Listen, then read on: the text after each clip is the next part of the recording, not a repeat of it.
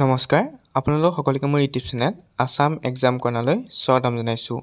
Assam university কনভোকেশ্যন 2025 বৰ্ষৰ যি online apply আছিলে সেই অনলাইন এপ্লাই দেখুৱাম আজি আপোনালোকক। তাৰ কাৰণে আপোনালোকে গুগলত চাৰ্চ কৰিব আসাম ইউনিভাৰ্চিটি বুলি। আসাম ইউনিভাৰ্চিটি 2 নম্বৰ যিটো ৱেবছাইট আপোনালোকে পাব ausexamination.ac.in সেইটোতে ক্লিক কৰিব। ক্লিক কৰাৰ পিছতে আপোনালোকে তললৈ স্ক্ৰল ডাউন কৰিব দেখিব application link for 22nd convocation 2025 তাতে ক্লিক কৰিব। ক্লিক কৰাৰ পিছত দেখিব application link for 22nd convocation 2025 PG UG যদি আপুনি PG UG ষ্টুডেণ্ট হয় তেতিয়াহ'লে এপ্লাই বাটনটো ক্লিক কৰিব, যে এমফিল হয় তলটোত ক্লিক কৰিব।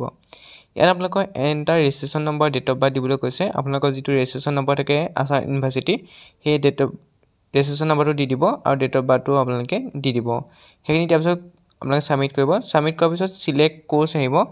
আপোনালোকে ইয়াত চিলেক্ট কোৰ্চ অট'মেটিক আহি যাব। আপোনাৰ যিহেতু ৰেজিষ্ট্ৰেশ্যন নম্বৰ এটা এটাকৈ ইউনিক থাকে গতিকে আপোনাৰ যি দিয়ে সেইটো অট'মেটিক ইয়াত ফিল আপ হৈ যাব।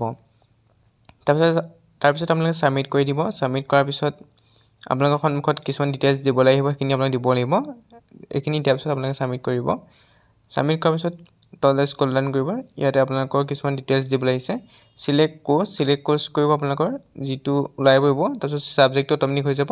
ইয়াত সুধিছে কি চাৰ্টিফিকেট আপুনি এপ্লাই কৰিব বিচাৰে কনভোকেশ্যনত, আপোনালোকে ইয়াত চাই ল'ব। গতিকে আপোনালোকে যিটো অৰিজিনেল চাৰ্টিফিকেট এপ্লাই কৰিব বিচাৰে তেতিয়া অৰিজিনেল চাৰ্টিফিকেটত ক্লিক কৰিব। যিটো দেখিছে অৰিজিনেল, ডুপ্লিকেট চাৰ্টিফিকেটো আপুনি এপ্লাই কৰিব পাৰে। যে অৰিজিনেল চাৰ্টিফিকেট এপ্লাই প্ৰচেছ দেখুৱাইছোঁ গতিকে আপোনালোকে অৰিজিনেল চাৰ্টিফিকেট এপ্লাই কৰিব, তাত ছাবমিট কৰিব। ছাবমিট কৰাৰ পিছত কিছুমান তথ্য আপোনালোকে আহিব লাগে, examination pass, year of passing, কিমান CGPA পাইছে, গ্ৰেড পইণ্ট কিমান পাইছে, কলেজখন নাম, এইবিলাক আহিব। সেইখিনি আপোনালোকে চাই ল'ব। তাৰপিছত আপোনালোকে সুধিছে মোড অফ কালেকশ্যন চাৰ্টিফিকেট আপুনি কেনেকৈ ল'ব, বাই পষ্ট, ইন পাৰ্চন দিলে আপোনালোকে গৈ আনিবগৈ লাগিব। বাই পষ্ট যদি লয় আপোনালোকৰ পষ্টত আহি যাব। ইন পাৰ্চন দিলে আপোনালোকে নিজে আনিবগৈ লাগিব গৈ পেলাই। যদি আনিব নিবিচাৰে বাই পষ্ট কৰি দিব। বাই পষ্ট কৰিলে আপোনালোকৰ যিটো এড্ৰেছ আছে পাৰ্মানেণ্ট এড্ৰেছ পোষ্ট অফিচত দিয়া থকা সেই এড্ৰেছত আপোনালোকৰ আহি যাব। এড্ৰেছ লাইন 1 এড্ৰেছ 2 এইবিলাক আপোনালোকে ভৰাব। ডিষ্ট্ৰিক্ট ভৰাব, আপোনালোকৰ নিজৰ ডিষ্ট্ৰিক্টটো ভৰাব, পিন ক'ড দিব, এইবোৰ শুদ্ধকৈ দিব। কিয়নো ভুলকৈ দিলে আপোনালোকৰ যি চাৰ্টিফিকেট আছে চাৰ্টিফিকেট হয়তো আপোনালোকে নাপাব। গতিকে পিন ক'ডটো দিওঁতে শুদ্ধকৈ দিব আৰু এড্ৰেছটো POটো দিওঁতে আপোনালোকে ভালকৈ দিব যাতে ভুল নহয়তো মন কৰিব। আপোনালোকে এনেকৈ চিলেক্ট কৰি ল'ব। কাণ্ট্ৰি যি আছে আপোনালোকে চিলেক্ট কৰি ল'ব। মোবাইল নম্বৰটো চাব শুদ্ধ হৈছে নাই, সকলোৱে আপোনালোকে চাই পেলাই এইখিনি ভালকৈ ছাবমিট কৰিব। তাৰপিছত ফাইনেলি আপোনালোকৰ যিখন মাৰ্কশ্বিট আছে সেই মাৰ্কশ্বিটখন আপোনালোকে দিব লাগিব।